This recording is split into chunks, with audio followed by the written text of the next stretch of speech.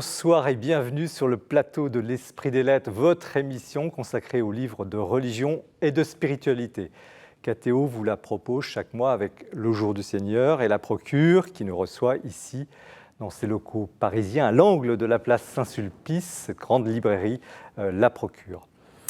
Nous allons aborder ce soir trois questions, trois sujets tabous. Tabous dans le sens où les questions sont souvent posées, mais les réponses sont rarement satisfaisantes. La première est d'ordre politique. Les catholiques votent à droite en majorité, dit-on, mais l'Église est-elle de droite ? La deuxième question est sociétale. On parle beaucoup de laïcité en France, mais est-ce que c'est au bénéfice des religions ou est-ce que finalement les religions ne sont pas reléguées, incomprises, ostracisées ? Et puis la troisième question est d'ordre spirituel, moral, dans le contexte récent des scandales qui ont agité et qui agitent encore l'Église, la question du mal, la question de l'ornière du mal, comment en sortir ? Est-il possible d'en sortir ? Comment faire ? Ça va être la dernière partie de cette émission, très, très importante également. Donc, trois questions. Je vous promets, parce que j'ai lu les livres de A à Z, que les auteurs ici présents vont répondre à ces questions difficiles. On va passer une très bonne soirée ensemble. Yann Raison du Clésiou, bonsoir. Bonsoir Jean-Marie Guénois. Alors vous êtes professeur d'université, plus précisément maître de conférence HDR à l'université de Bordeaux en sciences politiques.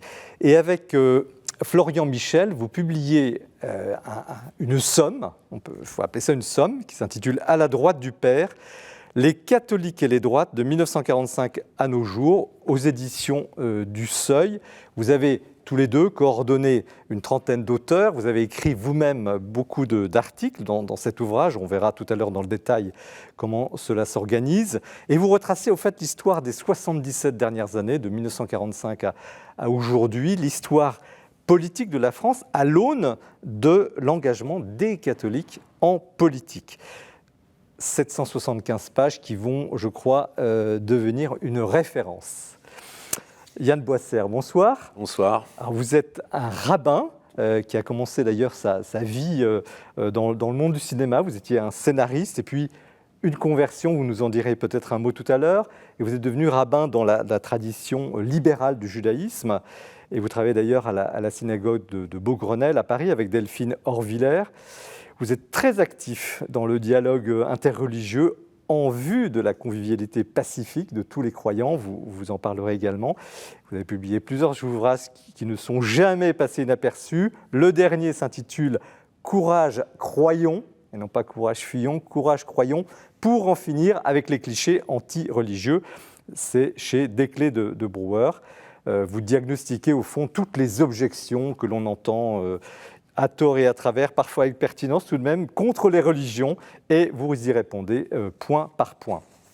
Sylvain Détoc, bonsoir. Bonsoir. Alors, vous êtes religieux dominicain, comme votre habit l'indique, vous êtes docteur en littérature, docteur en théologie, professeur à l'Institut catholique de Toulouse, et vous avez d'ailleurs été le prédicateur assez récemment du pèlerinage du Rosaire à Lourdes. Je pense que beaucoup parmi vous connaissent ce pèlerinage au mois d'octobre. Et vous publiez un livre au titre absolument détonnant, La gloire des bons ariens, petit guide à l'usage des cathos découragés. Ça parlera beaucoup aux éditions du Cerf.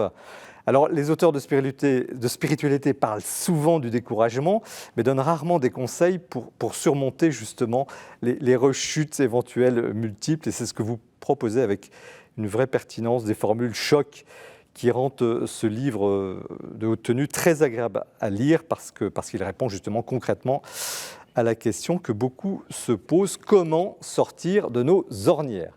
Voilà donc les trois livres qui vont animer, les trois auteurs qui vont animer notre soirée. Vous allez voir, ça va être vraiment, vraiment intéressant. Nous commençons l'émission comme chaque mois avec notre amie Mathilde Maillot que l'on retrouve dans une des coulisses de la Procure et qui nous présente l'actualité des livres de ce mois. L'actualité du livre religieux ce mois-ci, eh bien, c'est tout d'abord un coup de cœur, une nouvelle traduction des évangiles. Cela s'intitule Évangile. Le traducteur est Frédéric Boyer et c'est une merveilleuse traduction que je vous invite à découvrir. Elle est publiée chez Gallimard dans la collection blanche et Frédéric Boyer se place ainsi dans les pas de son prédécesseur illustre Jean Grosjean. Lire Évangile, eh bien, c'est recevoir un choc, c'est recevoir le choc de la première annonce des Évangiles. Frédéric Boyer a voulu faire entendre avec cette traduction la naissance d'un langage, et c'est vraiment réussi. Beaucoup d'émotions à la lecture, à cette découverte. C'est de la terre glaise que Frédéric Boyer manipule ici pour notre plus grand bonheur et une très grande émotion, car il restitue vraiment l'annonce de la bonne nouvelle. Une traduction événement chez Gallimard. C'est un cri du cœur, un cri d'appel, un cri d'alarme.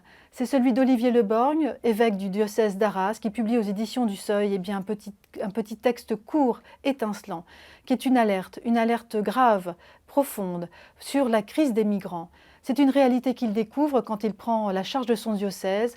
Il découvre Calais et les migrants. C'est une situation qui le révolte, et il le dit. Mais il en appelle aussi à notre dignité, à notre courage, à notre fraternité.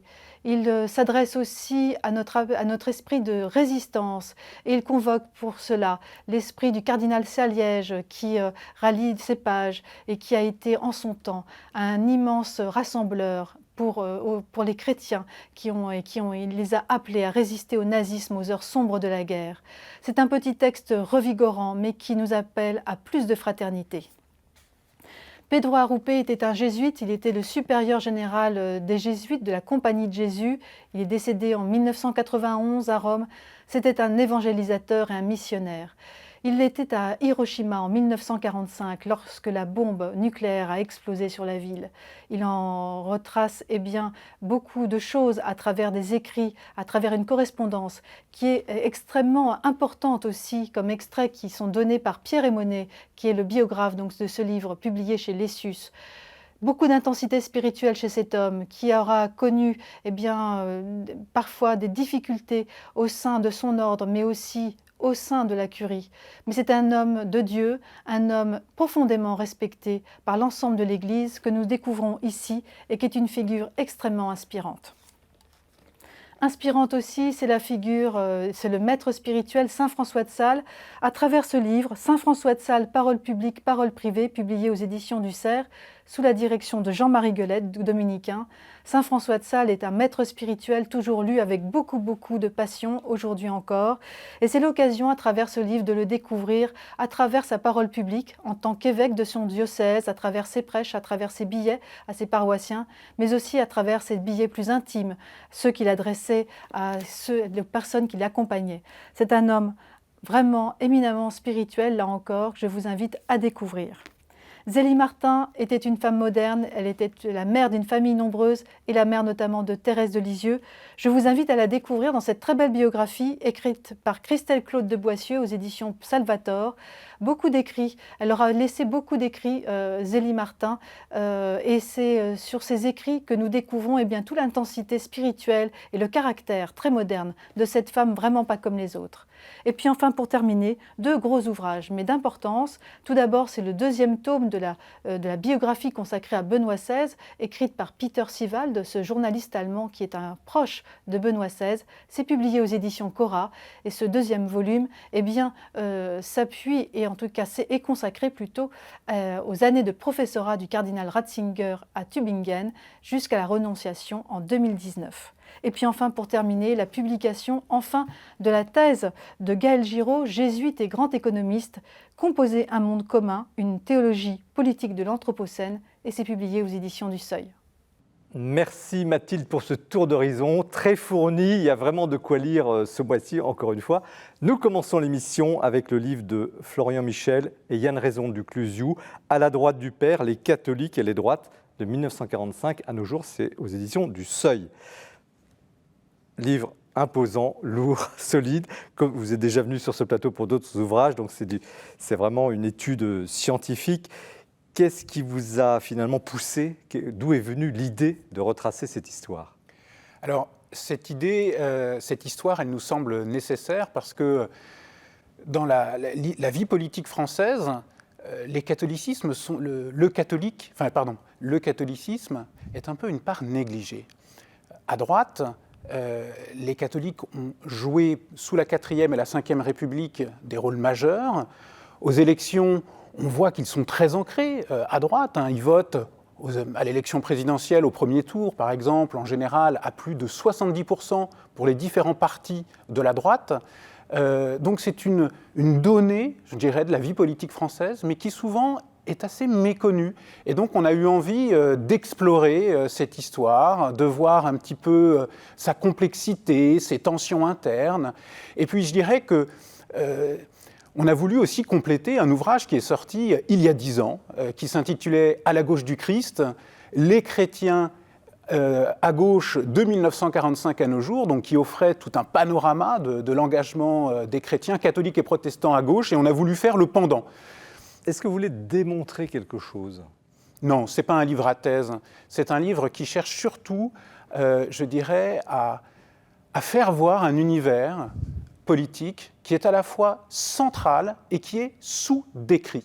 Et pourtant, le livre parle, je crois que c'est Florent Michel qui écrit « L'étrange relation entre la droite et le catholicisme ». Oui, parce que quand on parle du catholicisme à droite, immédiatement, on a plein de clichés, plein de formules. On pense à l'alliance du trône et de l'autel, on pense au sabre et au goupillon. Donc, on a à la fois, je dirais, une mémoire un peu stéréotypée de ce lien, et en même temps, dès qu'on essaye de creuser, de dépasser les images et les clichés, on ne sait pas grand-chose de ce qu'a été cette place dans cette... De qui parle-t-on ? On parle de catholiques qui votent à droite ou de gens de droite qui votent comme des citoyens à droite tout en étant catholiques ? Parfois, dans le livre, il y a un peu les deux. Oui, c'est un phénomène très complexe. On a fait une distinction pour essayer un peu de clarifier les choses. On distingue ceux que l'on appelle les catholiques à droite, c'est-à-dire des catholiques qui votent à droite. Et mais en tant que catholiques ou en tant que citoyens ? La sociologie électorale montre depuis les années 70 que le vote à droite, c'est une tendance lourde des catholiques pratiquants. Donc on ne peut pas enlever, je dirais, leur catholicisme, ça joue dans leur orientation électorale. Mais ils n'en sont pas forcément conscients. Si vous voulez, ça joue, mais chez beaucoup de ces catholiques, comme une mémoire, ça comme un ancrage, je dirais, qui est culturel. Le catholicisme et les droites ont été associés dans tant de combats que pour eux, ça va de soi de voter à droite. Et puis, il y a ceux qu'on appelle les catholiques de droite. Eux, ce sont des militants qui essayent de recharger le sens de cette relation, qui essayent de justifier pourquoi la droite doit défendre le catholicisme et pourquoi les catholiques doivent s'engager à droite. Donc ça, ce sont des militants qui sont bien plus minoritaires, mais qui ont une influence décisive, et d'autant plus décisive qu'ils peuvent s'appuyer sur cette masse des catholiques à droite qu'ils peuvent prétendre représenter. Alors, masse, mais ok, il y a des pourcentages, vous disiez, je crois que c'est à peu près entre 60 et 80% des votants, des catholiques qui voteraient à droite. C'est ça à peu près l'histoire des sondages depuis... Oui, alors peut-être pas jusqu'à 80%, mais en gros, retenons entre 70 et 75%. Bon, mais alors, ces catholiques pratiquants, par ailleurs, ils sont une petite minorité, donc en chiffres réels, ça pèse combien ce vote ? Alors, non, en chiffre réel, là, vous me posez une question un peu difficile, surtout que de 1945 à nos jours, cette proportion, bien sûr... Oui, justement, elle a fondu. Elle a fondu. Elle a fondu, mais ça représente encore quelques millions de personnes.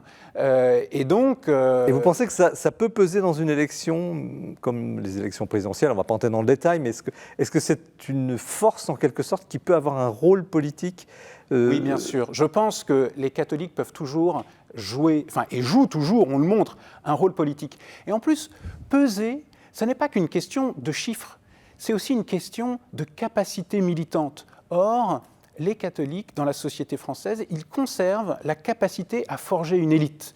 a forgé une élite intellectuelle, une élite de diplômés, une élite qui a la capacité finalement de s'engager en politique et d'essayer de parler au nom de la France. Et ça, tous les groupes sociaux n'ont pas cette capacité-là. Ce qui fait que, même si effectivement ces catholiques pratiquants fondent dans la population française, et je ne vous donne qu'un chiffre, en 2017, une enquête Bayard Ipsos montre qu'il n'y a plus que 2% de pratiquants hebdomadaires dans la population française 18 ans et plus. Donc, on est loin de ce que représentait encore la pratique hebdomadaire dans les années 70, 25%. Ça veut dire 1,5 million de personnes, 2% de la population. Oui, alors écoutez, là vous venez me tirer sur les mathématiques. J'avoue que c'est pas. Vous êtes sociologue quand même, vous avez. C'est pas ma plus grande compétence. Oui, mais alors les tableaux, je préfère que d'autres les finalisent. Alors. Mais donc c'est une réalité qui a diminué, mais qui reste majeure.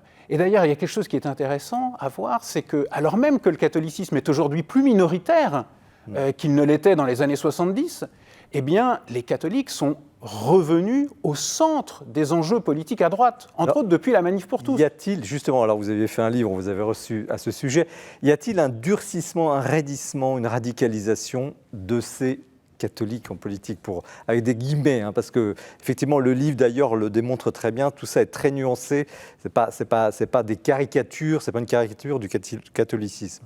Mais y a-t-il une tendance nouvelle qui serait peut-être un raidissement ou une recherche d'identité plus forte en tant que catholique dans le monde tel qu'il est aujourd'hui? Alors effectivement, il faut être très nuancé. Mais oui, on peut dire que tendanciellement, aujourd'hui, la vie politique, elle est prise dans un double phénomène de changement social. À la fois, on a une vie politique qui, je dirais, évolue tendanciellement sur les questions sociétales vers la gauche. Et on le voit aujourd'hui, les partis de droite ne songent pas, par exemple, à revenir sur la légalisation du mariage pour les personnes de même sexe. Donc on a un glissement vers des causes qui initialement étaient portées vers la gauche. Et puis on a un catholicisme qui, à mesure qu'il décroît dans la population française, il se recompose tendanciellement sur ceux qui restent et qui ont un profil plus conservateur. Ce qui fait qu'on a une vie politique qui glisse un peu à gauche sur un certain nombre de questions, pas sur toutes, et puis un catholicisme qui se recompose par la droite, ce qui fait qu'il y a une conflictualité croissante entre le catholicisme tel qu'il se recompose et la vie politique, et ça donne une visibilité croissante à ces catholiques militants très conservateurs. Alors, visibilité, ça veut dire image, ça veut dire image, mais ils ont une mauvaise image, ces catholiques en politique. Comment vous l'expliquez ? Écoutez, alors on pourrait l'expliquer de bien des manières, mais je vais vous prendre qu'un petit exemple qui est travaillé dans le livre, parce que c'est très complexe. C'est dans le dictionnaire thématique qui clôt le livre. C'est à la fin de l'ouvrage. Voilà. On fait une petite parenthèse sur la méthode du livre. Le livre, en fait, charcute ses 70 ans d'histoire par des articles très, très précis sur des grands événements. La Manif pour tous, par exemple, il y a eu la période de la guerre, la collaboration. Enfin, vous analysez de façon très, très fine chaque période, et puis il y a des conclusions plus générales. Je vous ai coupé. Oui, non, et à la fin du livre, il y a un dictionnaire des pratiques culturelles. Et je me suis amusé à écrire une notice sur le Loden. Pourquoi le Loden ? Non pas parce qu'il serait particulièrement... Le manteau, donc. Voilà, le manteau autrichien. Non pas parce qu'il serait particulièrement porté par les catholiques français aujourd'hui, mais à la fin des années 90, il y a un sociotype, une image, en fait, qui est produite, entre autres, par la presse de gauche, pour décrire et se moquer des manifestations catholiques qui ont lieu après... Enfin, voilà, on est à la fin des années 1990, il y a une manifestation, entre autres... Mais pourquoi cette volonté de mépriser les cathos en faveur pour le rehaussement des allocations familiales, et puis il y a le mouvement contre le Pax. Et Libération dit, on a là une France qui est la France des Loden, qui circule, etc. Et qu'est-ce que viennent dire les journalistes par là ? En fait, ils cherchent à montrer que ces catholiques qui manifestent, ils ne peuvent pas représenter toute la France, qu'ils ne sont plus qu'un groupe particulier et que par conséquent, leur cause n'est qu'une cause particulière, qui ne représente pas un enjeu politique. Y a-t-il un portrait robot du catholique et donc, il y a une sorte de droite. Il y a une sorte d'image comme ça du catholique de droite, qui serait un catholique finalement un peu obsolète, un peu dépassé, avec un style de vêtements qui montrerait qu'il appartient à une bourgeoisie. Mais vous, si vous aviez à caractériser ce catholique, comment vous pourriez le décrire, sans tomber dans les caricatures donc voilà, du vous avez Loden ? cette image qu'il associe au passé. Et toutes les mobilisations suivantes ont tout fait pour sortir de cette image et montrer que voilà, les catholiques participent à la société française, mais pourquoi il y a cette image attachée au passé ? Parce que toutes les grandes mobilisations catholiques ces dernières décennies, elles ont eu pour cadre une résistance au changement social. Et systématiquement, les grandes mobilisations catholiques ont succédé à une alternance où la gauche a voulu ensuite accélérer le changement social. C'est 1984, le mouvement pour l'école libre, donc après l'élection de François Mitterrand.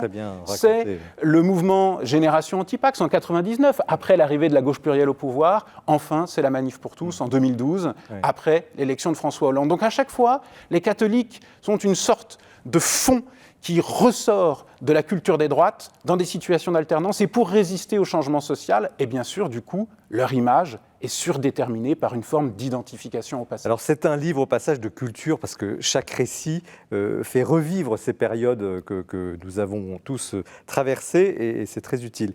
Pourquoi est-ce qu'il n'y a pas de parti catholique avec tout ce vivier ?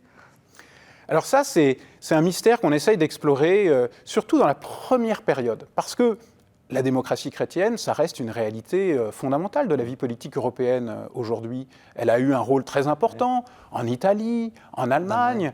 Et en France, il n'y a jamais eu de grand parti démocrate chrétien qui a réussi à durer. Il y en a eu un. Il y en a eu un dont on parle beaucoup. Pourquoi aujourd'hui il n'y en a pas ? Le mouvement républicain populaire, qui a de grands succès électoraux à partir de 1945 et qui va dominer la 4e République. Et c'est important de se souvenir de ce parti, le MRP, parce que... Est-ce qu'aujourd'hui, je vous coupe, il serait envisageable que ce petit groupe que vous avez décrit forma un parti politique ? Alors écoutez, aujourd'hui, dans un des chapitres, j'explore un peu toutes les tentatives de reformalisation d'une tendance démocrate chrétienne en politique, et systématiquement, on voit que les nouveaux partis qui ont été créés pour incarner cette tendance, ils ont toujours fini par glisser vers la droite et paraître marginalisés. En fait, les démocrates chrétiens, ils existent toujours aujourd'hui. Vous avez toujours des catholiques engagés dans les partis du centre, le MoDem ou LREM.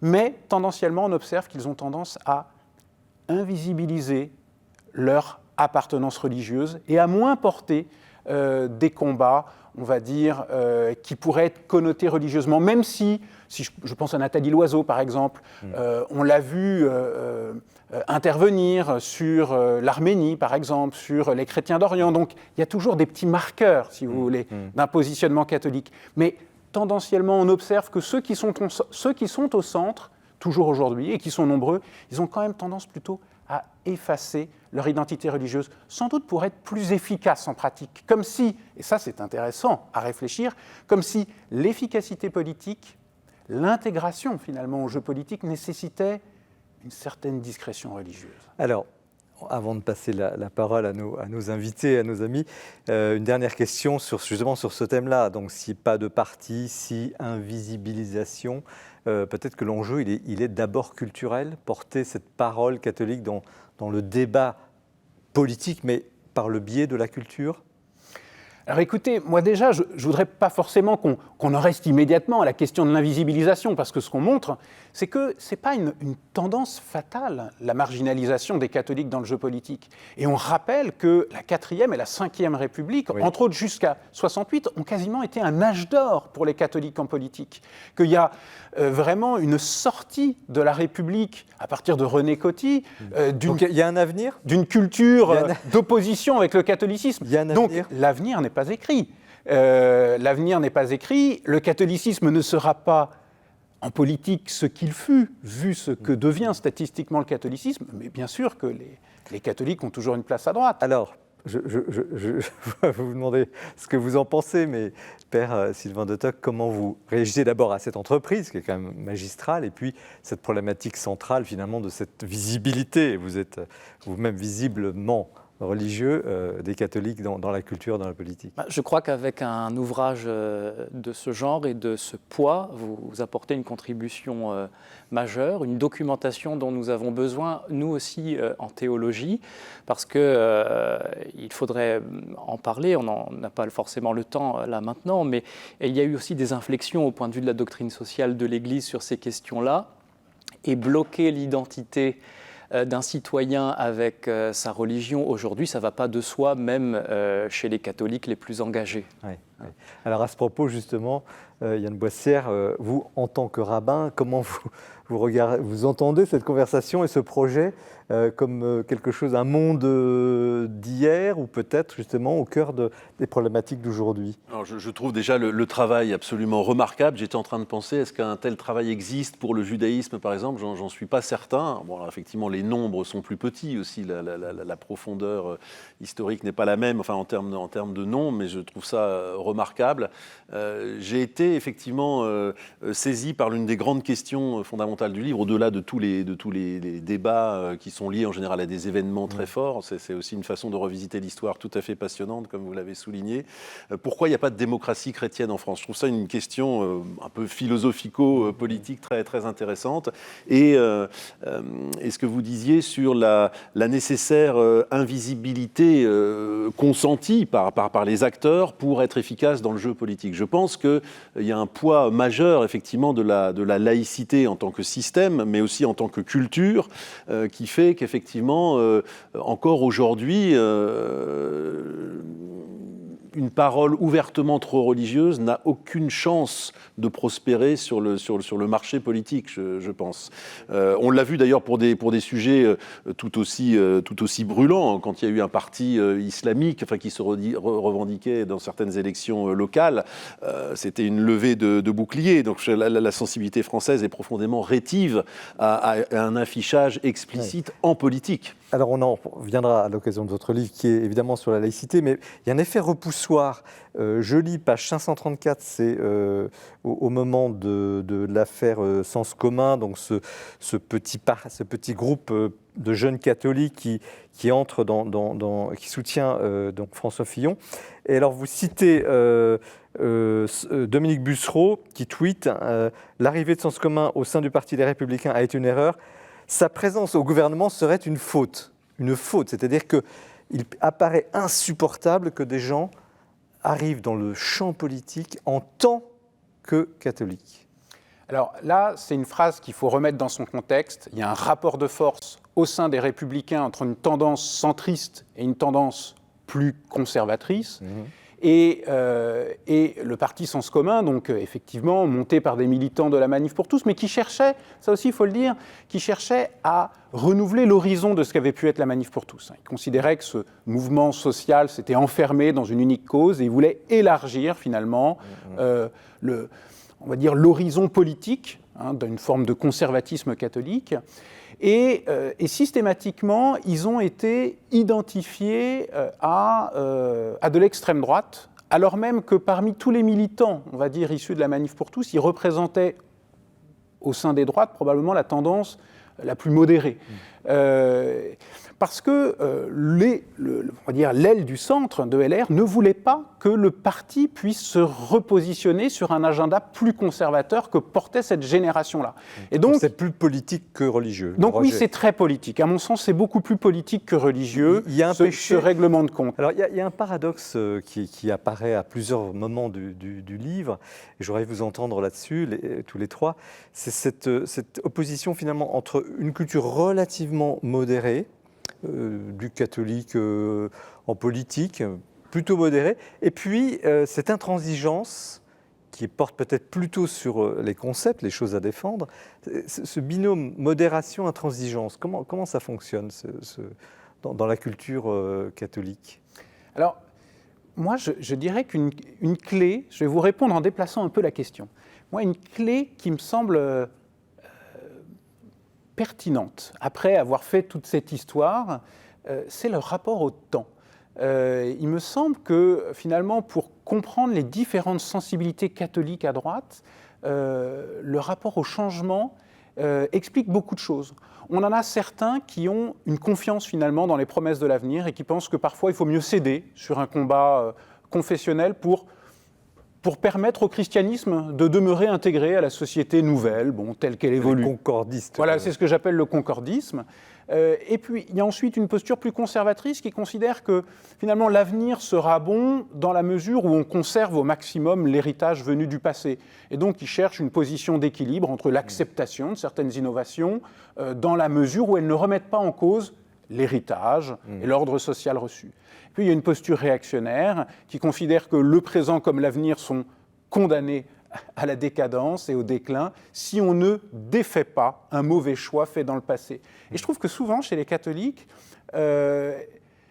indépendamment, je dirais, des ancrages doctrinaux, parce que parfois on a envie de chercher, on va dire, la source des positionnements politiques dans de la doctrine, la doctrine démocrate chrétienne, on se dit parfois chez d'autres, alors c'est un retour du maurassisme.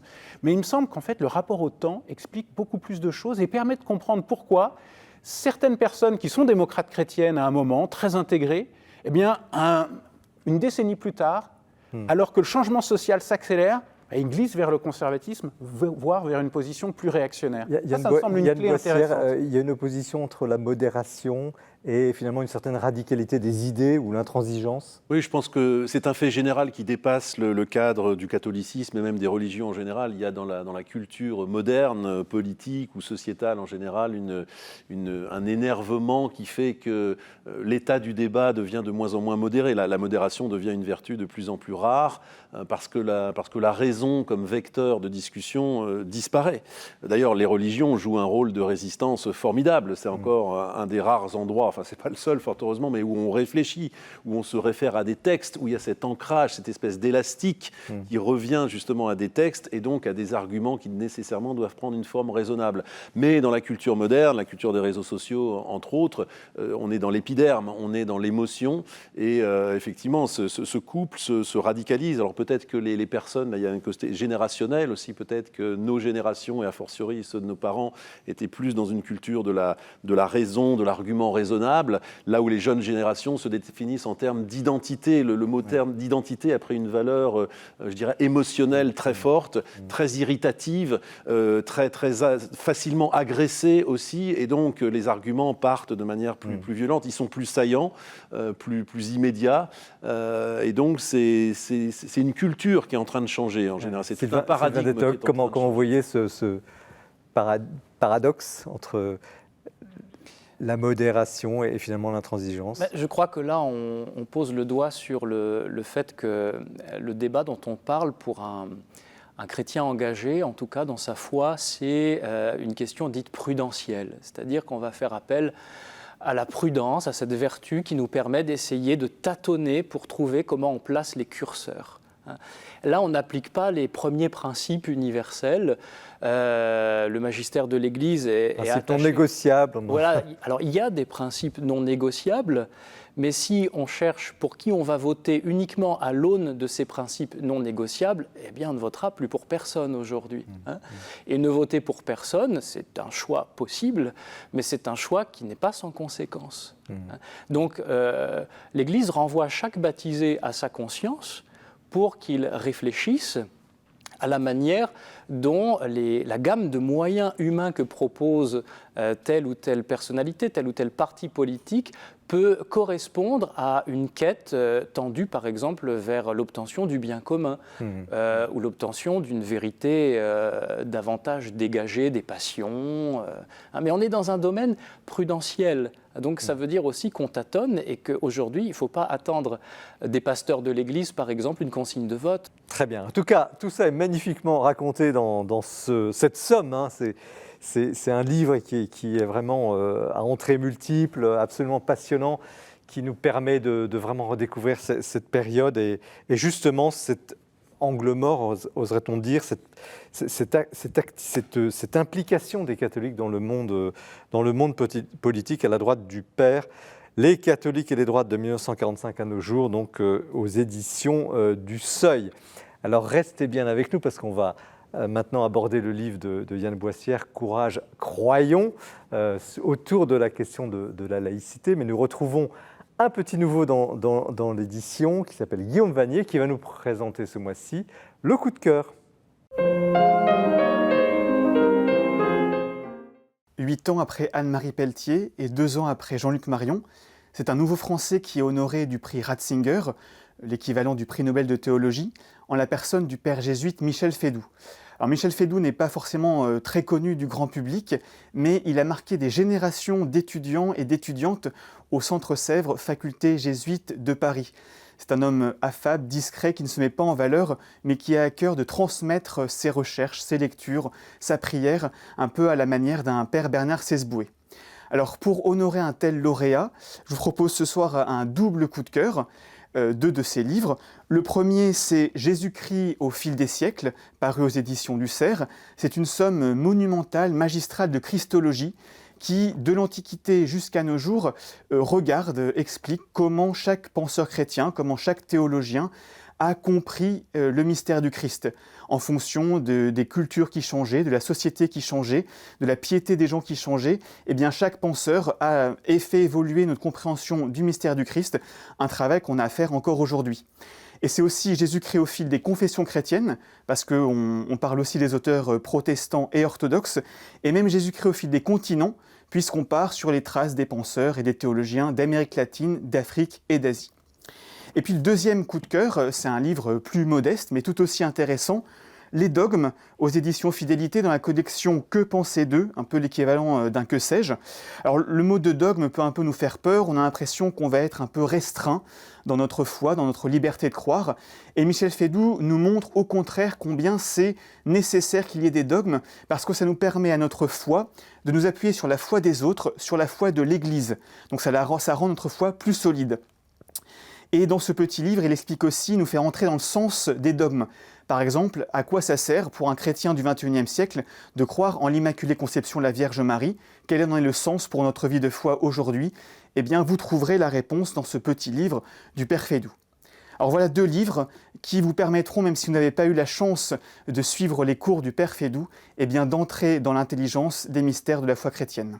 Merci Guillaume Vanier pour ce coup de cœur et bravo pour cette première intervention et bienvenue dans cette émission. Nous poursuivons avec Yann Boissière, donc est rabbin, avec son ouvrage « Courage, croyons » pour en finir avec les clichés anti-religieux. C'est chez Desclés de Brouwer. Un petit mot sur vous. Alors, j'ai dit que vous étiez converti. Racontez-nous en deux mots votre histoire. Oui, je suis venu au judaïsme à la suite d'une rencontre. Je suis né dans une famille qui n'était pas juive, donc j'ai rencontré en allant à un cours, un cours qui m'a fait bouger de mes bases et qui m'a donc propulsé vers cette... Vous étiez croyant? J'étais vraiment une page blanche. Mes parents n'étaient pas religieux, je n'avais pas baptisé, j'avais jamais mis les pieds dans une église, enfin, ou pour les visiter, mais vraiment j'étais une page blanche d'un point de vue spirituel. J'étais curieux simplement, intellectuellement. Et vous êtes devenu rabbin? Et je suis devenu rabbin, c'est-à-dire j'ai appuyé un peu fort sur le bouton pour ainsi dire, mais je suis devenu rabbin. Qu'est-ce que c'est que le rabbinisme libéral? Alors voilà, dans une communauté de sensibilité libérale, le libéralisme est un courant du judaïsme religieux qui est né historiquement au XIXe siècle en Allemagne comme une réponse à la modernité. Quand les ghettos s'écroulent et que les juifs ont le choix de pouvoir, en tant que citoyens, la France étant l'un des premiers pays à offrir la citoyenneté aux juifs en 1791, s'oppose un problème fondamental au judaïsme. Si je veux rester dans la tradition et en même temps pleinement vivre ma vie de citoyen, que dois-je faire?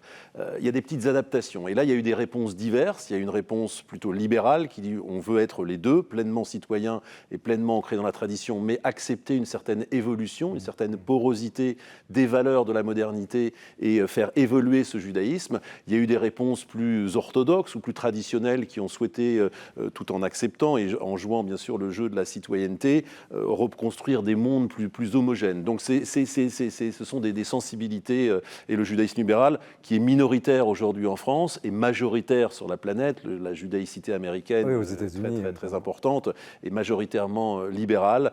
Donc un judaïsme qui essaye de concilier les valeurs de la modernité tout en restant ancré dans la tradition. Alors, courage, croyons. Restez assis, ne partez pas en courant. Courage, croyons. Pourquoi ce titre? Alors, j'aimais bien l'humour de Courage Fillon, parce que précisément, la croyance est un engagement dans une culture générale et dans ces sociétés complexes où on a tendance de plus en plus à se replier. Enfin, il y a une sorte de repli tous azimuts, repli identitaire, repli de l'engagement, etc. Donc la croyance reste un domaine de résistance presque, justement pour porter des engagements forts. Et puis parce que la situation des religions, particulièrement en France, a un statut tout à fait particulier qui a été abordé d'ailleurs un peu dans le livre. Est-ce qu'il y a eu un événement déclencheur, un événement, une actualité qui vous a dit ras-le-bol, là, il faut. Oui, exactement. Qu'est-ce qui s'est passé ? Il y a eu ce genre de moment, une revue par ailleurs passionnante avec des philosophes et des intervenants passionnants qui s'appelait L'Inspiration politique, par un journaliste par ailleurs connu, voilà, et qui avait fondé une revue donc de philosophie, de réflexion, dont le titre était « Face à l'obscurantisme religieux, revenons à des lumières radicales ». Et avec, encore une fois, des intervenants tout à fait passionnants. Et là, j'ai dit non, c'est juste pas possible. On nous resserre constamment les mêmes débats, les mêmes oppositions rancies, les mêmes débats foi et raison, sous-entendu la raison serait irrationnelle contre la raison. Enfin, comme si l'immense littérature de tous les penseurs, chrétiens, juifs, musulmans, n'avait jamais existé. Et je me disais qu'il y avait une sorte de désarroi de la pensée non religieuse à réactiver des débats qui ont été très fort lorsque la modernité au XVIIIe siècle s'est insurgée contre la religion. Ils avaient d'ailleurs de bonnes raisons également politiques de le faire. Ils avaient sous les yeux des guerres civiles. Ils voyaient bien que organiser les sociétés sur des principes transcendants n'était plus la solution. Donc les penseurs ont pensé à tout ça. Mais c'est comme si effectivement en 200 ans, on n'avait rien d'autre que de reproposer une petite rasade de lumière supplémentaire. Ça me semble très insuffisant. Au sens de la philosophie des Lumières, très anti-religieuse. Alors qu'est-ce que vous proposez ? Quel est votre diagnostic ? Voilà, vous venez un peu de l'aborder, mais comment en sortir, comment réhabiliter ? C'est quand même le sens de votre livre. Oui, alors l'image des religions et plus, peut-être. Bien sûr. Alors, je mène une petite analyse des biais religieux, c'est-à-dire de structures de pensée inconscientes qui ont pour résultat de cornériser en quelque sorte les religions et de les rendre inaptes à penser et à participer au débat de la société. Ça nous renvoie au livre précédent. Alors, il y a des penseurs très très forts. Je pense qu'un des penseurs les plus influents dans ce domaine est Spinoza, qui a réussi à instiller l'idée de manière très démonstrative. C'est un immense philosophe par ailleurs, mais sur le plan de la religion, qui a réussi à démontrer qu'il n'y avait pas de conjonction entre la pensée et la religion, que les religions étaient essentiellement des systèmes destinés à susciter l'obéissance, certes le culte, la foi, mais penser certainement pas. Et je pense que c'est une idée qui a malheureusement eu un succès énorme dans la culture politique de l'Occident. Et c'est vrai qu'aujourd'hui, on ne voit pas les religions comme des ressources de pensée nécessaires, alors qu'il y a quelques centaines, des siècles et des siècles de pensée profonde pour penser les problèmes aujourd'hui. Et je trouve que c'est dommageable à plusieurs titres. D'abord, c'est une perte de culture phénoménale. Et puis, je dirais que précisément en un temps où certains extrémismes religieux font un retour violent sur la scène sociale, quand on y pense, il y a 20 ans, la religion était un problème réglé pour la culture laïque, voire laïciste en France. La religion avait été mise sous le tapis. Elle est revenue de la pire des manières, à travers des attentats, à travers des faits forts, à travers des problèmes de gouvernance aussi que toutes les religions connaissent. Et du coup, cette inculture est aussi problématique pour faire face, justement, pour pouvoir en traiter. Mais alors justement, est-ce que, ça pourrait être une des questions qu'on peut se poser en vous lisant, est-ce qu'on peut mettre pardonnez l'expression, dans le même sac, c'est pas du tout méprisant de ma part, dans le même ensemble, toutes les religions ? Alors, évidemment que non, parce qu'il y a une profondeur historique du catholicisme en France, du christianisme, une profondeur historique du judaïsme, une moindre profondeur historique de l'islam, pour parler de problèmes plus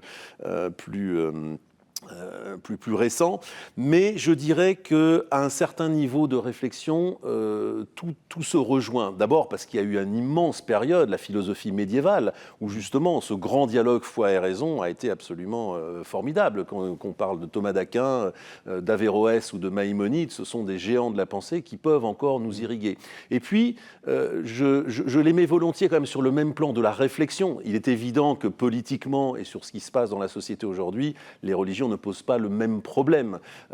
L'islam pose par exemple certains problèmes, l'islamisme en tout cas est radical, pose certains problèmes qui se posent d'une autre manière et de manière moindre. Mais sur le plan de la pensée, je pense que ce qu'un penseur, il s'appelait Léo Strauss, qui a beaucoup réfléchi aux problèmes théologico-politiques, en gros l'articulation entre le politique et le religieux, c'est un des logiciels fondamentaux de l'Occident. On l'a un peu oublié, la modernité pensait l'avoir réglé, sauf qu'elle ne l'a absolument pas réglé. Elle l'a réglé à l'époque par une agressivité d'ailleurs fort brillante. C'est vrai que quand on lit les pages de l'encyclopédiste, l'article des prêtres absolument extrêmement offensif, mais fait avec talent, la modernité pensait l'avoir réglé, mais fondamentalement rien n'a été réglé. Et c'est même aujourd'hui pour toutes les religions, on vient de le voir peut-être précédemment. Autrement dit, vous considérez que la vie politique ne peut pas aller sans ce référentiel religieux à sa place, mais... Oui, à sa place, c'est-à-dire que dans certaines... en termes institutionnels, je pense que la chose est réglée définitivement par la loi de 1905. Oui. Ce ne sont pas les religieux qui tiennent la plume du législateur, mais en termes de débat, de fondaments, et notamment quand des questions sociétales engagent la finalité humaine, que l'on passe à l'avortement, que l'on passe à la PMA, que l'on pense à des problèmes éthiques fondamentaux, il se trouve quand même que les religions ont en réserve quelques milliers d'années de réflexion. Ça ne veut pas dire qu'elles doivent prévaloir de manière directe. Vous êtes plutôt optimiste là sur la situation. Enfin, est-ce que les religions sont en train de revenir? Vont-elles revenir ou pas? Parce que votre livre, c'est un livre militant qui dit écoutez quand même ce que disent les religions. C'est quand même ça, votre livre. Exactement. Écoutez ce que disent les religions. Dialoguons entre religieux et non religieux, parce que c'est ça le logiciel fondamental de l'Occident. Ce sont des voix contraires, mais potentiellement harmonieuses, qui ont des choses à se dire et qui s'enrichissent les unes des autres, alors qu'aujourd'hui, effectivement, il y a cette dichotomie et la religion est vraiment mise de côté. Donc le message, c'est écoutons les religieux pour ce qu'ils ont à dire et à féconder en termes de pensée, parce que la religion pense. C'est ça l'impensé de la modernité, c'est que on a voulu penser que la religion était juste une organisation cultuelle, que la foi est une sorte de phénomène psychologique, qui anime certes l'homme de manière intérieure, mais qui ne produit pas ni concept, ni pensée, ni raisonnement, et c'est une mutilation préjudiciable à tous. Il ne s'agit pas de faire de tous des croyants, mais en tout cas d'écouter la pensée religieuse. Il y a un autre aspect très original dans votre livre, c'est la question du rituel.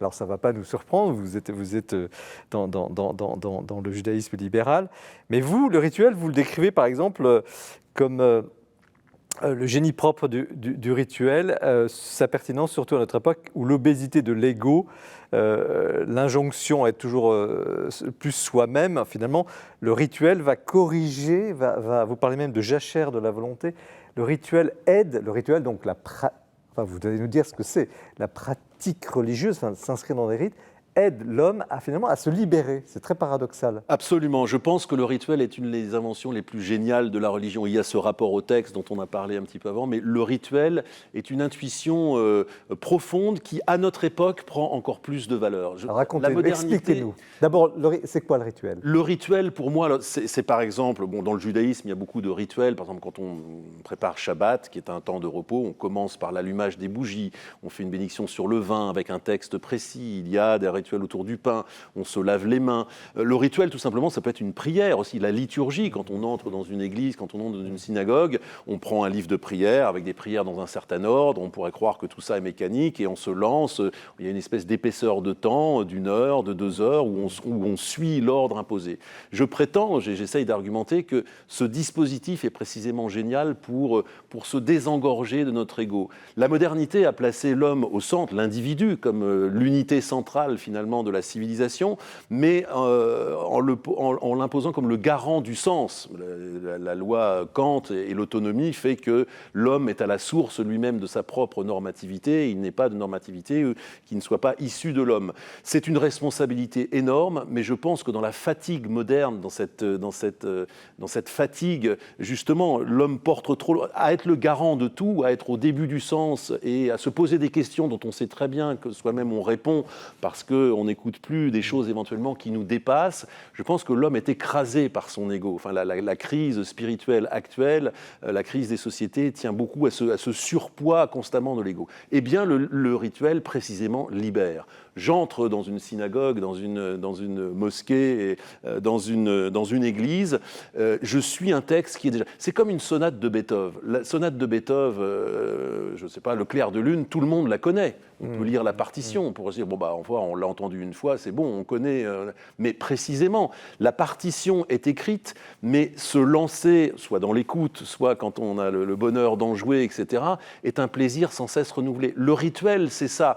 La partition est écrite et ça nous débarrasse de l'ego, d'être à la source du sens, d'être le garant du sens. Il n'y a plus qu'à se glisser et à se laisser macérer par les mots. C'est ça aussi la poésie.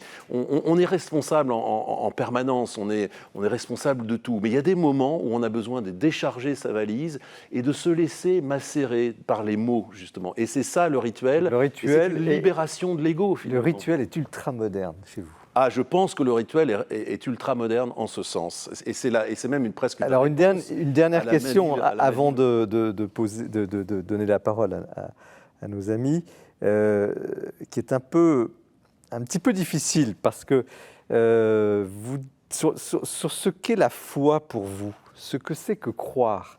Et vous avez cette phrase, je cite, à la page 150, aucun commentateur de la tradition rabbinique ne lit le texte pour le croire, mais pour le penser.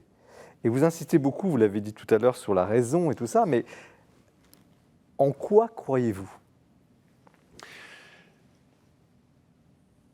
Je pense que la croyance religieuse, puisque c'est de la croyance religieuse, le croire est un phénomène général humain, etc. Donc dans ce livre, oui, mais en tant que rabbin, en tant que religieuse, voilà. Donc il y a des textes fondamentaux dans lesquels on s'engage. Après, on est vite confronté à la limite du langage. Je crois en Dieu, c'est vraiment quelque chose que je peux affirmer. Mais en quel Dieu je crois ? Tout de suite, on est confronté. Moi, je pense que le propre des religions, et ça, c'est quelque chose. C'est en ça que c'est une question de courage et d'engagement par rapport à la pensée, je dirais, scientifique ou rationnelle, où on projette des concepts sur la réalité, on essaye de les appliquer, on essaye de faire coïncider, on essaye d'être dans une certaine vérité, correspondance, on va dire, entre les faits et les idées. La religion, c'est un engagement en fonction de certains concepts flous, certaines envies aussi, qui s'éprouvent. Rien ne se prouve dans la religion, elle s'éprouve, et le référentiel de base, c'est ma propre vie. Donc je me lance. Quand je prie, c'est très intéressant, dans le judaïsme, il y a une prière qui s'appelle la Hamida, qui veut dire le fait d'être debout. C'est l'une des prières centrales du judaïsme. On prie debout. Donc on dit des mots qu'on essaye de s'approprier. Et donc on se lance dans la prière. Au moment où on se lance, on ne pense pas forcément tous les mots qui vont suivre, parce que les prières, évidemment, ont été rédigées avec des idées, des concepts très précis, etc. Mais on se lance quand même. Et on se fortifie. Et c'est aussi une sorte de langage. La prière est comme un miroir. On se lance à soi-même des idées auxquelles on croit, bien sûr, mais de se les redire. C'est comme si on les redécouvrait à nouveau. On se dit, ah oui. Et c'est ça, d'une manière générale, en tant que grand dispositif, la foi, c'est ça. Les textes, on les connaît. Les idées, on les connaît. Est-ce qu'on les pense toujours ? Pas forcément. Est-ce qu'il y a des jours où on est plus ou moins en forme ? Il y a des jours où on est plus ou moins clair vis-à-vis de sa propre... Mais voilà, c'est cet engagement, ce fil. La foi dans le judaïsme, Emouna, n'est pas nécessairement la foi du charbonnier qui illumine de temps en temps. Il y a ce genre de moment, bien sûr, mais c'est plus une fidélité. On y revient parce qu'on sait que c'est bon. Ça fait son effet petit à petit. Il n'y a jamais de preuve définitive, il n'y a jamais de clarté définitive, etc. Mais c'est un chemin de fidélité. Alors, je ne peux pas m'empêcher de vous donner d'abord à vous la parole, père et frère Sylvain de Toc. Comment vous recevez cette profession de foi que vous venez de faire, enfin, cette passion de la foi, de la croyance, et ce livre ? En vous écoutant, monsieur le rabbin, ou en lisant vos pages, comme je l'ai fait récemment, eh bien, je me suis régalé.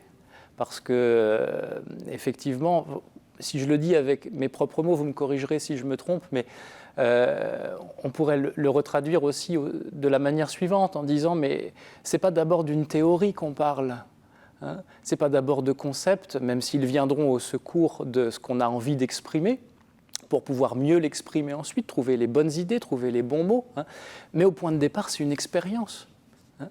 On vit quelque chose nous a rejoints, hein. Vous avez parlé de conversion au début de votre intervention. Je crois que tout le monde pourrait parler au moins un jour d'un déclic intérieur, d'un déclic spirituel, religieux. Chacun va trouver les mots qui lui semblent les plus ajustés dans un premier temps, hein. Et puis ensuite seulement on commence à réfléchir dans la foi. C'est ce que fait un théologien, hein. On part d'abord d'une expérience, on a expérimenté le Dieu vivant. On a expérimenté, pour un chrétien, la rencontre avec le Christ Jésus, l'effusion de l'Esprit Saint dans nos cœurs, etc. Et puis à un moment donné, on revient sur l'événement et on essaye de le comprendre et on essaye d'en dégager toute l'intelligibilité. C'est ça qu'on essaye de faire, mais on ne commence pas par là. Très bien. Et pour moi, c'est vraiment fondamental de remettre le... Il y a une raison du Closiou, comment vous réagissez, ça, les livres se recoupent, hein.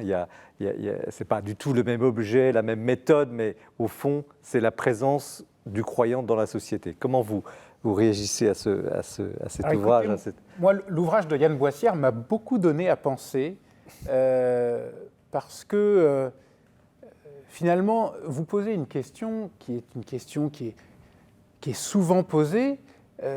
Sommes-nous en train de sortir de la modernité ou sommes-nous déjà sortis de la modernité?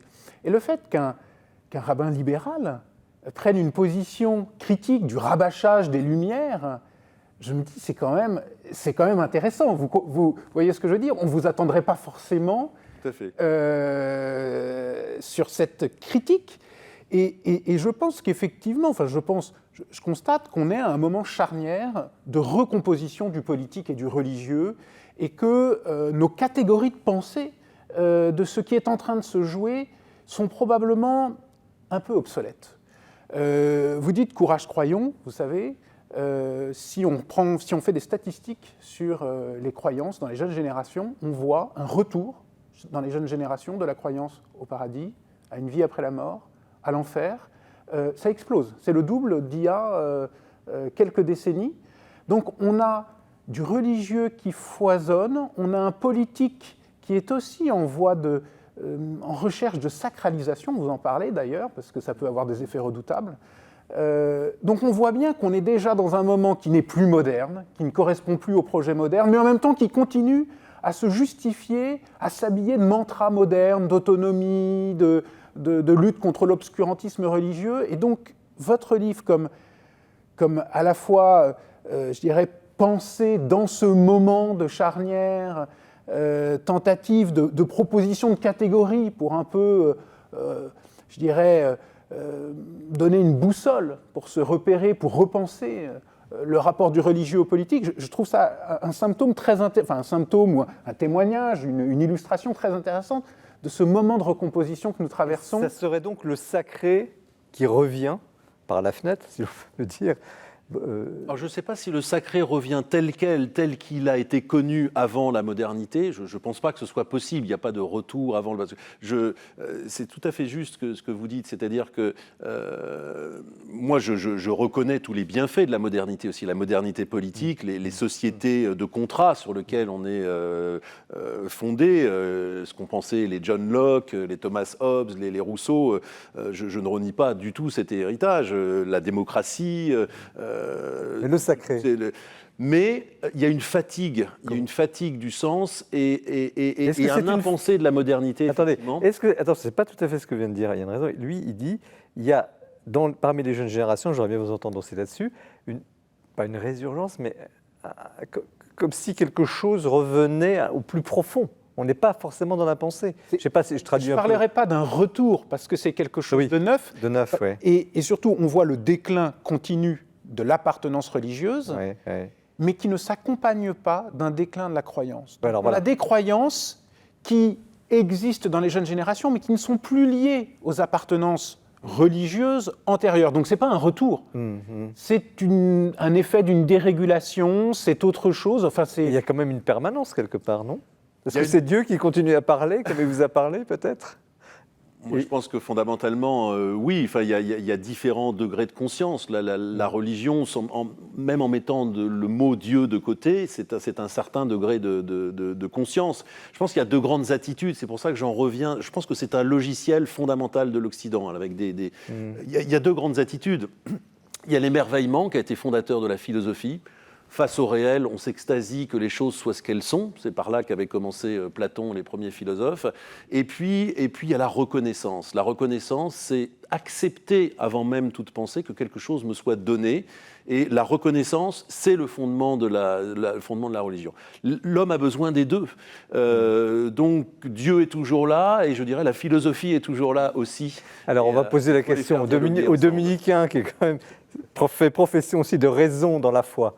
Oui, alors vous savez, j'ai comme deux maîtres en quelque sorte dans ma formation théologique, donc saint Thomas d'Aquin chez les Dominicains à Toulouse, ça ne vous étonnera pas beaucoup, qui cherchait cette conciliation entre des sagesses, la sagesse naturelle de la philosophie, et puis cette sagesse reçue comme surnaturelle d'une révélation qu'on accueille dans la foi. Les deux ne sont pas contradictoires, donc paradoxalement... Alors sur la question des jeunes, parce qu'on était parti de ça, de cette nouveauté, du sacré ou je sais pas de la croyance. Je peux vous donner un simple témoignage qui est plus percutant me semble-t-il qu'un long discours ou là encore qu'une théorie. C'est que j'ai la chance d'être aumônier d'étudiants à Toulouse et à la paroisse des étudiants l'an dernier nous avons baptisé 10 jeunes.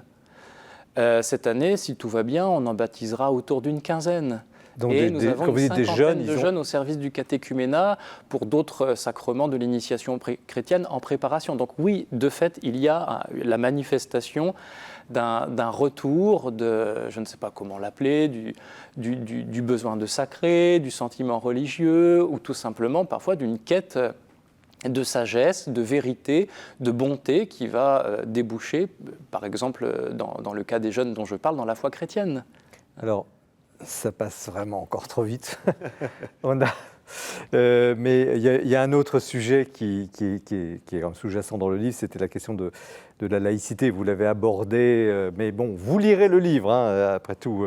Mais est-ce que la laïcité actuellement en France est malade de la situation, ne fonctionne plus? Est-ce que le logiciel laïcité est un peu en panne ou est-ce qu'elle est après tout très bien réglée, comme vous l'avez un peu suggéré tout à l'heure? Qu'est-ce qu'il faudrait faire pour améliorer les choses? Est-ce que l'islam peut-être provoque cet équilibre? En quelques mots, parce qu'on arrive à la fin de ce plateau. C'est difficile. Moi, je pense que la laïcité est un système génial, et la laïcité à la française, qui est radicale, j'entends, qui met à égalité celui qui croit et celui qui ne croit pas. Je crois que c'est la création d'un espace zéro d'aveuglement du politique qui permet justement à toutes les foi de vivre ensemble. C'est dit un petit peu rapidement, mais je pense que la laïcité est un système génial. Par contre, elle est, à mon avis, extrêmement mal enseignée, extrêmement mal comprise et instrumentalisée. Contre les religions, alors qu'elle devrait... Parfois contre les religions. Par exemple, ce qu'on appelle la laïcité adjectivée. Certains la veulent ouverte, d'autres fermée, etc. Ce que j'ai pu observer, c'est qu'en général, quand quelqu'un emploie un adjectif avec la laïcité, c'est qu'il a un agenda politique. C'est bien le droit de chacun d'avoir un agenda politique, mais c'est souvent masqué dans un discours intellectuel qui dit la laïcité est complexe, elle est plus complexe qu'il n'y paraît. Moi, je pense que la laïcité est plate, qu'elle est absolument plate, qu'elle conjugue deux principes absolument extrêmement simples, la liberté de conscience et l'égalité citoyenne. L'État ne discrimine pas ses citoyens en fonction de leur croyance ou de leur non-croyance. Ce sont ces deux principes, habillés en France par deux techniques, par deux modes opératoires qui sont la neutralité de l'État et la séparation des églises et de l'État. Il y a d'autres dispositifs dans d'autres pays, mais voilà, le carré de la laïcité, il est là, il est extrêmement simple, il est puissant, il est valable pour toutes les religions qui n'étaient pas forcément majoritaires à l'époque, etc. Et je pense que simplement, il y a un déficit d'explication, mais que c'est un système qui est viable. Merci Yann Boisser. En tout cas, votre livre va alimenter ce débat et justement une sorte de rétablissement, j'oserais dire le mot, des religions dans la société. Donc courage, croyons, pour en finir avec les clichés anti-religieux. C'est chez Desclés de Bois. Alors, vous restez bien avec nous. On continue l'émission avec le livre du frère Sylvain de Toc, La gloire des bons ariens. C'est un livre très puissant sur une question absolument essentielle spirituelle sur la question, au fond, de l'enlisement qu'on peut connaître, l'enlisement du mal dans la personne et comment en sortir. Un livre, je crois, aussi très important comme les 3 livres de ce soir. Mais il y a le portrait du mois que Jean-François Rode nous propose à présent. Je voudrais aujourd'hui saluer la mémoire d'un grand historien qui vient de mourir, le jésuite américain John O'Malley. Il nous laisse une œuvre sur l'histoire de l'Église extrêmement remarquable parce qu'il avait au moins 3 qualités. La première, c'était un historien rigoureux, évidemment. La deuxième, c'est qu'il écrivait très facilement, de manière très vivante, avec un sens du portrait, trouvant des anecdotes qui est tout à fait significatives, et puis un humour à l'anglo-saxonne qui font que la lecture de ses livres est toujours extrêmement agréable. Et puis troisièmement, et ce n'est pas le moindre, il avait un grand sens de l'Église, c'est toujours été un spirituel. Alors, une partie de son œuvre est consacrée donc à son ordre, aux jésuites, à la Compagnie de Jésus. En particulier, il a fait les premiers jésuites, 1540-1565. Donc 1540, c'est le moment où la Compagnie de Jésus est proclamée par le pape, et 1565, 15 ans après, c'est la mort d'Ignace de Loyola. Donc un ouvrage très fouillé qui malheureusement aujourd'hui est épuisé en français. On espère bien qu'il sera vite réimprimé. Mais on peut trouver, de manière plus courte d'ailleurs, une histoire des jésuites d'Ignace de Loyola à nos jours, chez Lessius. Donc en 70 pages, là vous avez toute l'histoire de la Compagnie de Jésus dans ses traits essentiels. Et dans la même collection, les jésuites et les papes, histoire d'une relation en quelques traits. Voilà, un livre qui ne manque pas non plus de piquant pour un ordre donc, qui fait un vœu spécial d'obéissance au pape. Et ça vaut le coup de parcourir l'histoire. Et d'ailleurs, il a fait aussi une histoire des papes de Pierre à François, donc 2000 ans de christianisme. C'est toujours chez Lessius. Mais je voudrais surtout insister sur les livres qu'il a faits sur les 3 derniers conciles, Vatican II, Vatican I et 30. Je commence par Vatican II, puisque c'est l'anniversaire. L'événement Vatican II, c'est un livre vraiment tout à fait important. Il raconte de manière là aussi très très vivante comment s'est déroulé ce concile dans ses différentes sessions, comment on travaillait, comment évidemment se sont constituées aussi des oppositions et même, des différences en tout cas, mais il le fait toujours dans un esprit extrêmement pacificateur. Il rend même un peu justice à la minorité en expliquant qu'elle s'appuyait sur l'attitude de l'Église pendant le XIXe siècle, après le choc de la Révolution française. Et il souligne aussi qu'en finale, après toutes ces discussions, quelquefois un peu fortes, les 2000 évêques unis au pape ont signé pratiquement à l'unanimité tous les textes, y compris les textes sur la liturgie ou sur la liberté religieuse. Alors voilà un livre qui est particulièrement, je crois, important et utile pour les nouvelles générations qui n'ont pas connu Vatican II. Et de manière générale, pour tous ceux qui voudraient reprendre le dossier Vatican II de manière paisible. Il a fait aussi le Concile de Trente, ce qui s'est vraiment passé. Alors, là, surtout, j'insiste, ça n'est pas du tout une histoire archéologique. Ce qui s'est passé au Concile de Trente est extrêmement actuel. Et on a souvent une très mauvaise idée du Concile de Trente. On pense à un concile fermé, anti-protestant, dogmatique au mauvais sens du terme, alors que c'était un concile pastoral qui voulait réformer l'Église et qui, à travers toutes les difficultés, y a bien réussi, en particulier en demandant aux évêques tout simplement d'être présents dans leur évêché et de prêcher comme aux curés. Et d'ailleurs, je souligne qu'à partir de ce livre, je me permets d'en citer un autre, de Philippe Verdun, Saint Pie V, le pape est intempestif au cerf, parce que Saint Pie V fait partie de ceux justement qui ont mis en œuvre le Concile de Trente. Mais vraiment, c'est un livre formidable. Et puis le Concile Vatican I, le pape est-il infaillible, même méthode toujours, replonger en fait les débats du Concile dans le temps et les circonstances du temps. Vous vous rappelez que ce Concile a été interrompu par la guerre entre la France et la Prusse. Voilà. Avec ces 3 livres-là, je vous assure qu'on a en fait un demi-millénaire de l'histoire de l'Église, et c'est un formidable outil de culture générale. Voilà. On peut remercier John O'Malley de nous avoir fait de si bons livres, très riches en contenu et vraiment très attrayants, à tel point qu'ils sont bien plus passionnants que beaucoup de romans.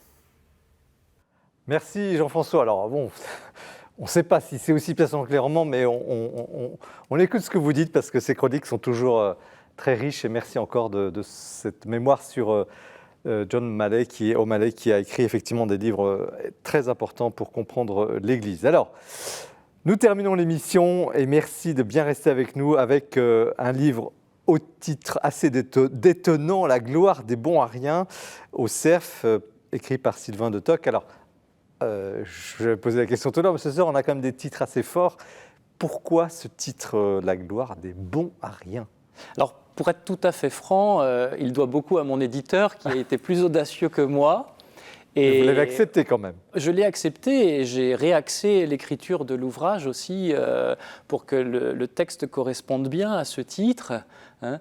Peut-être que ce titre n'est pas sans lien avec l'un de mes autres maîtres dont je parlais tout à l'heure, hein, à savoir les pères de l'Église du IIe siècle, et plus particulièrement Saint Irénée de Lyon, auquel j'ai consacré ma thèse de théologie.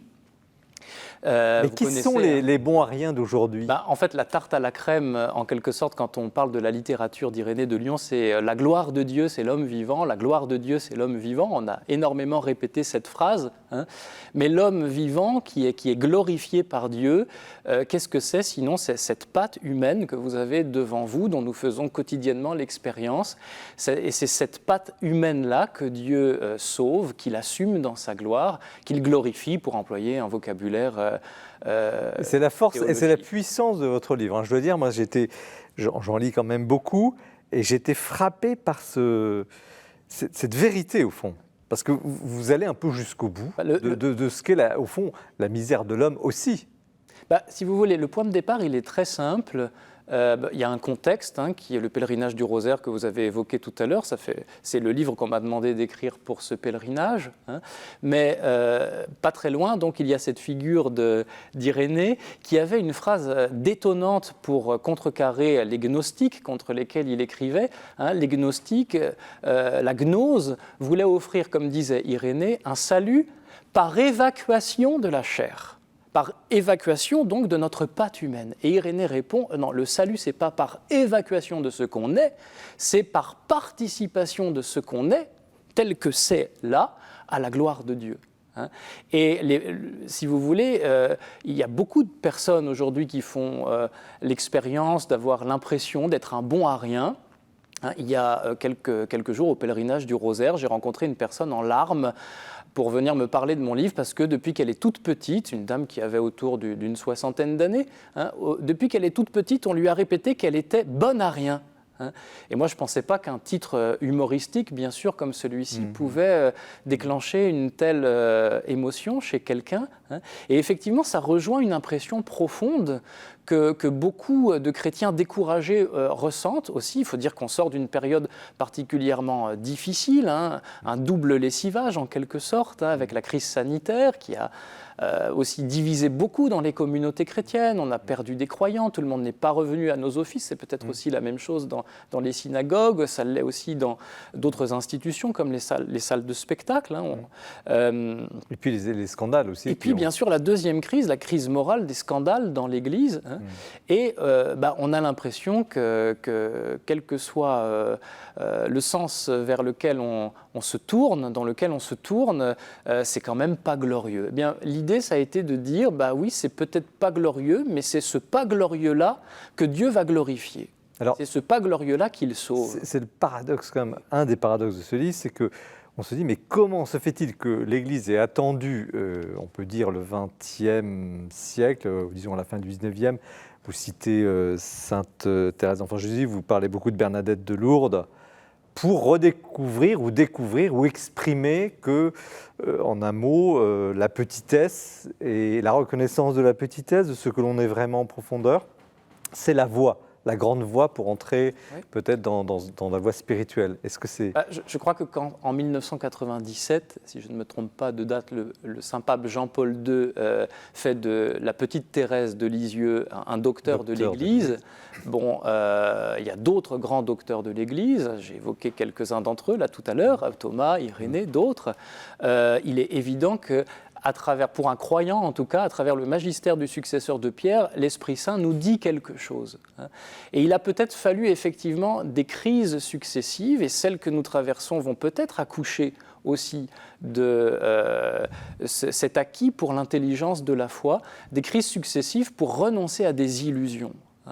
Ce livre, je l'ai écrit aussi pour aider des personnes à se libérer d'illusions. Alors, quelles seraient les 3 illusions majeures? Alors 3, je ne sais pas si je vais en 2, mentionner 3, mais en tout cas, l'une des premières, c'est l'hyper-spiritualisation de ce que nous sommes. Nous n'acceptons pas d'être ce que nous sommes, c'est-à-dire tout simplement des êtres humains. Corps et âme. Corps et âme, corps, âme, esprit, comme on le dit parfois dans d'autres présentations anthropologiques, mais sûrement pas une sorte de pédoncule spirituel attaché vaguement à un corps de matière dont il faudra se libérer le plus tôt possible, ce serait le mieux. Non, ça c'est une illusion, et puis c'est... Mais il n'est quand même pas facile à mener ce corps, parce que vous dites au fond, c'est aussi avec le corps, à travers le corps, qu'il faut trouver la voie spirituelle. Oui, mais c'est quand même l'immense originalité du message chrétien à partir de la résurrection du Christ. Dieu veut que tous les hommes soient sauvés, 1 Timothée 2,4, mais Dieu veut que tout l'homme soit sauvé. Pas seulement la partie supérieure de la fusée. Mais alors la question du mal, parce que je l'ai un petit peu dit en introduction, tous ces problèmes, on vient de l'évoquer, les questions des scandales dans l'Église, d'ordre sexuel, et pire, puisque c'est des viols d'enfants, et bon, on ne va pas épiloguer là-dessus, mais qui sont quand même d'origine de pulsions étonnantes, mais qui existent dans la nature humaine. Alors voilà, comment se libérer de ces pulsions qui vous dominent finalement? Je ne justifie pas du tout, évidemment, les actes qui ont été posés, mais cette question fondamentale, les pulsions ne viennent peut-être pas seulement de l'esprit, mais du corps aussi. Bien sûr, oui. Mais alors comment faut-il dompter, Pour s'en libérer, vous ferez appel peut-être à des personnels plus qualifiés que moi, au point de vue thérapeutique ou autre. C'est aussi l'un des aspects que j'évoque dans ce livre. Il me semble que j'ai commencé à répondre à cette question en parlant d'assumer ce qu'on est, d'être un être humain. Mais ça veut dire aussi assumer qui on est. Assumer l'histoire qui est la nôtre, parce que c'est, encore une fois, c'est cette histoire-là, telle qu'elle est, que Dieu se propose d'accueillir dans sa gloire, et pas l'histoire d'un personnage virtuel à côté de moi, mon double imaginaire en matière de sainteté, en quelque sorte, mon saint jumeau idéalisé. Ben non, il n'existe pas, en fait, ce personnage-là. La personne que Dieu sauve, c'est celle que nous sommes ici et maintenant. Et donc, en la matière, eh bien, tous les outils qui permettront d'aller au fond des choses et de se libérer, de faire un chemin en humanité, seront nécessaires.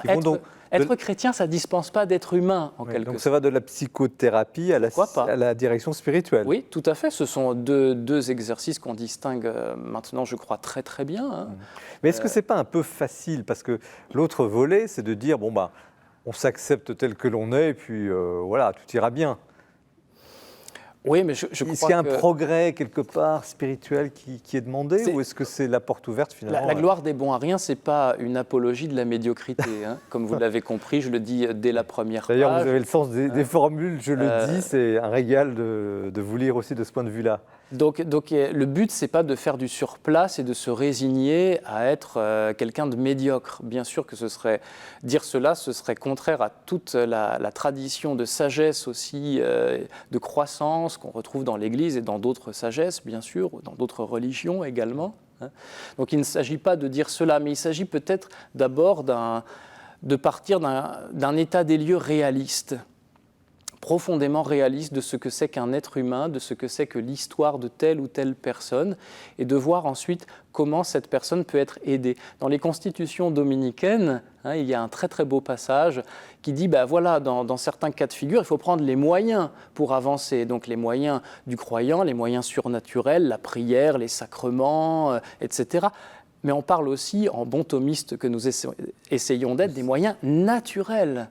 C'est-à-dire tout simplement mieux poser son humanité sur la terre. Moi, je parle de l'art d'être terrien à plusieurs reprises dans ce livre. Je crois que c'est une formule qui a une certaine portée.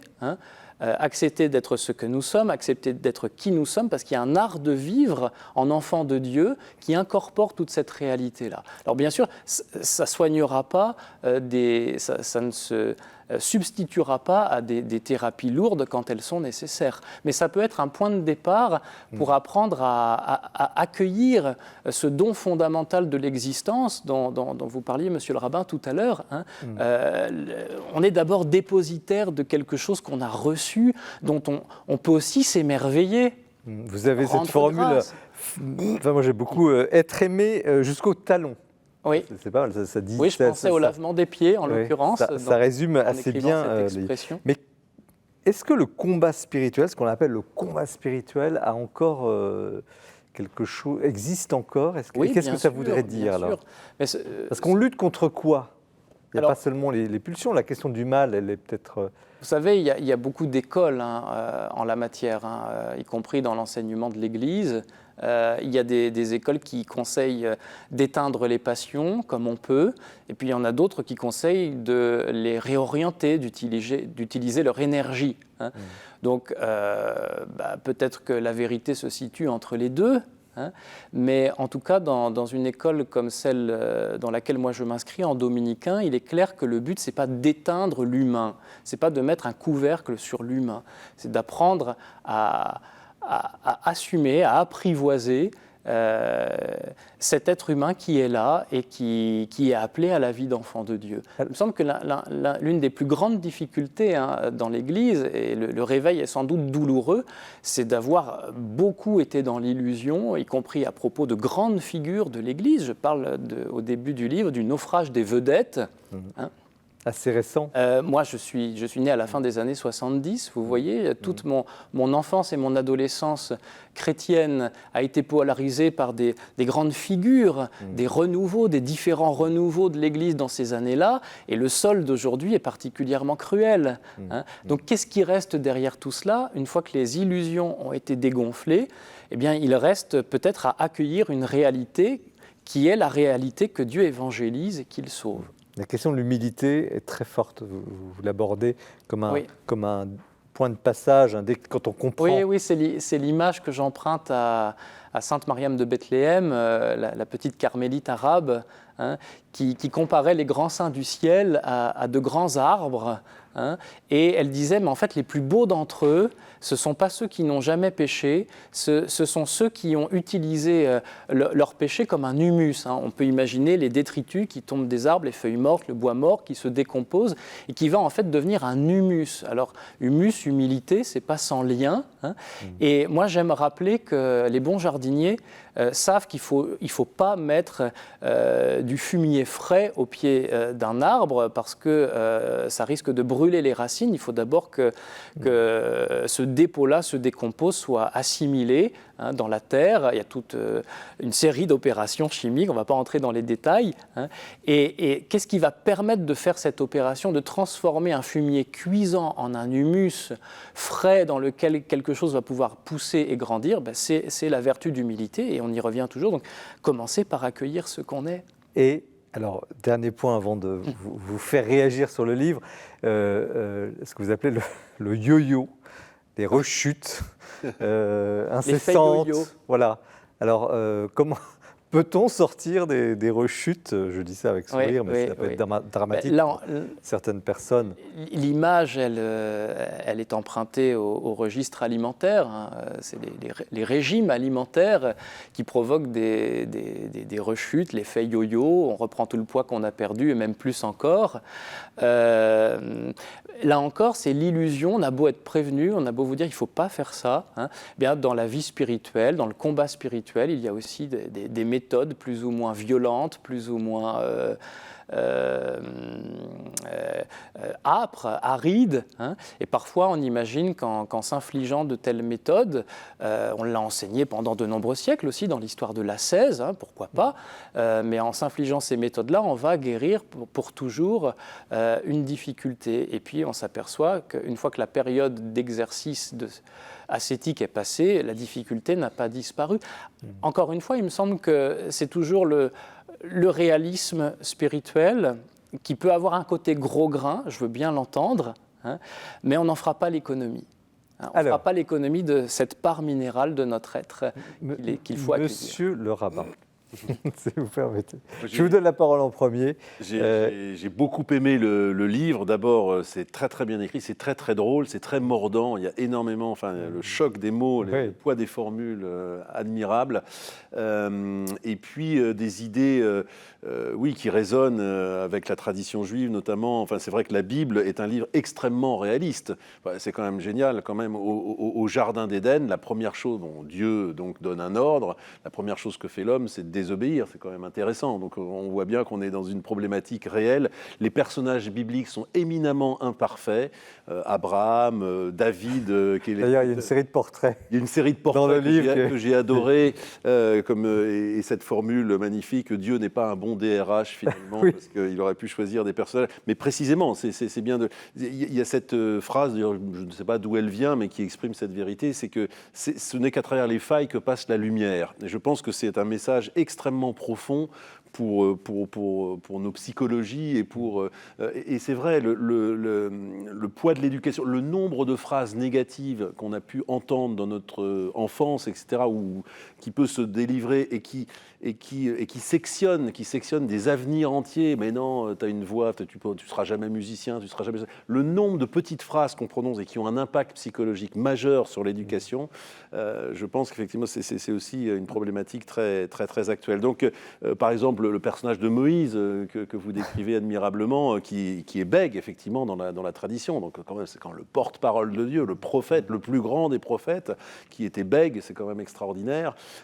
Donc il y a des leçons presque de management en quelque sorte, à savoir, ça vous a inspiré ? on va lui donner. Ça vous a inspiré ce livre ?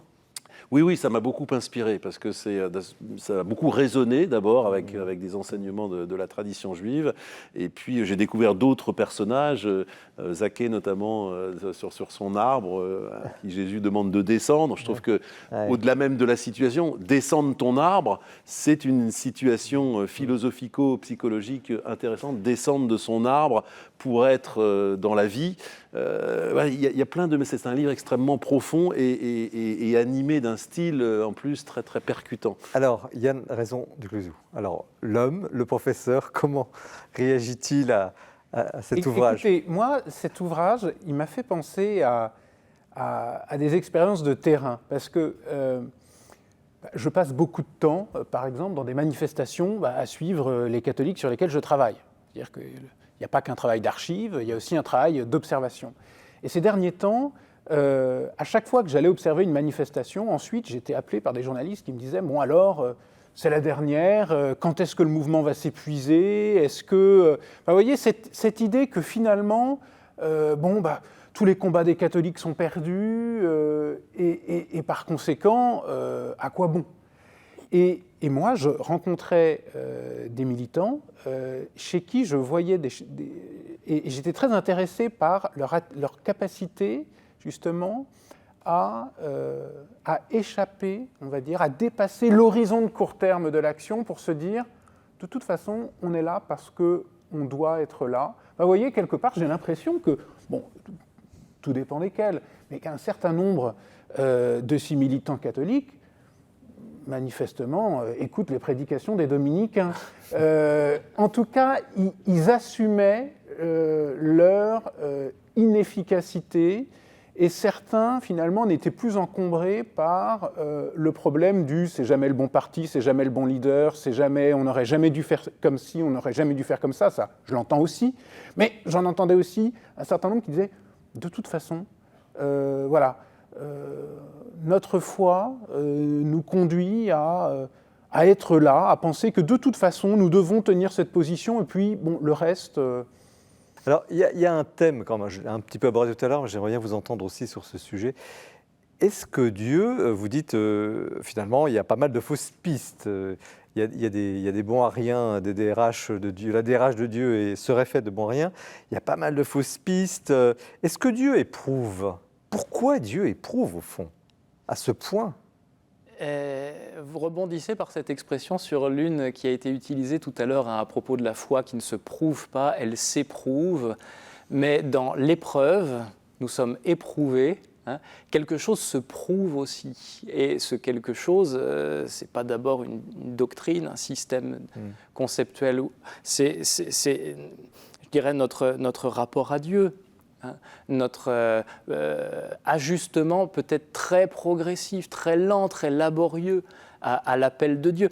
Hein, c'est ça qui est frappant dans tous ces parcours bibliques, hein, ces parcours vocationnels, comme on dirait aujourd'hui. Dieu appelle, il appelle Abraham, il appelle Moïse, il appelle Gédéon, il appelle d'autres prophètes. Et à chaque fois, au point de départ, contrairement parfois à ce qu'on imagine à travers les images d'Épinal, ben en fait, au point de départ, c'est mal engagé. Hein. Et si j'ai l'impression que moi, ma vie spirituelle ou ma vie chrétienne, elle a été mal engagée dès le point de départ, eh bien, au fond, je suis précédé depuis très très longtemps. Alors, il y a une communauté de destin avec ces personnages. Mais pourquoi le ferait-il, Dieu? Pourquoi ferait-il cela? Pour éprouver la liberté? Qu'est-ce qui est en jeu? Moi, je pense que c'est l'œuvre de Dieu aussi pour nous libérer des illusions. Merci Sylvain Détoc, frère Sylvain Détoc, père Sylvain Détoc, la gloire des bons à rien. Au CERF, merci Yann Boissière, monsieur le rabbin, courage, croyons. Pour en finir avec les clichés anti-religieux, c'est chez Desclés des Brouwer. Et merci Yann Raison du Cléziou, et vous transmettrez également nos remerciements à de votre confrère Florian Michel. À la droite du Père, les catholiques et les droites de 1945 à nos jours, au Seuil. 3 ouvrages d'une forte densité. Nous avons passé une soirée merveilleuse. Merci de votre fidélité. L'émission, vous la retrouvez sur les sites de KTO, du Jour du Seigneur et de la Procure. KTO rediffuse cette émission, donc n'hésitez pas à abuser de cette émission et surtout, lisez. Très bonne soirée. Nous nous retrouvons dans un mois. Au revoir.